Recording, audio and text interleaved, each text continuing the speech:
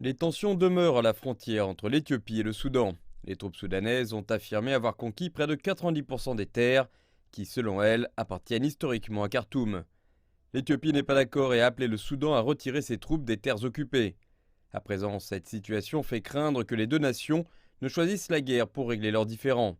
Le Premier ministre éthiopien Abiy Ahmed a toutefois déclaré que la guerre ne devait pas être une option.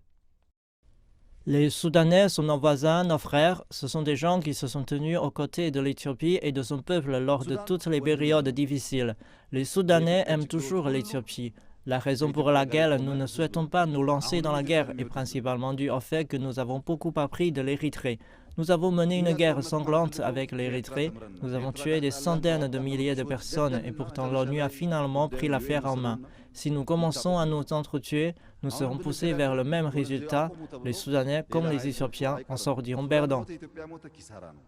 Le Soudan estime que la région contestée d'Al-Fashaka, une zone agricole où les régions d'Amara et du Tigré, situées dans le nord de l'Éthiopie, rencontrent l'état de Guédaref, dans l'est du Soudan, appartient historiquement au territoire du Soudan.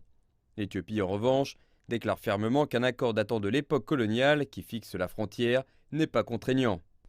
Cette question existe depuis longtemps. C'est une négociation de démarcation qui a eu lieu entre notre empereur Ménélique et les Britanniques. Cela s'est passé avant que le Soudan ne soit libéré du colonialisme. Puis, à la fin des années 1950, à l'époque de l'empereur Haïlé Sélassié, quelques discussions ont eu lieu et des accords fondés sur des principes ont également été conclus. Depuis lors, cependant, la question est restée en discussion. Le Premier ministre Abiy Ahmed a en outre indiqué que les deux pays avaient leurs propres défis internes à relever en premier, plutôt que de se lancer dans des combats à part entière pour un différend frontalier. Avec sa situation actuelle, le Soudan n'est pas en état de mener une guerre avec une nation voisine. Il a beaucoup de problèmes. L'Éthiopie a en même temps ses propres défis à mener la guerre avec le Soudan. Nous n'avons pas besoin de guerre, nous avons choisi la voie de la paix et du dialogue pour résoudre nos problèmes.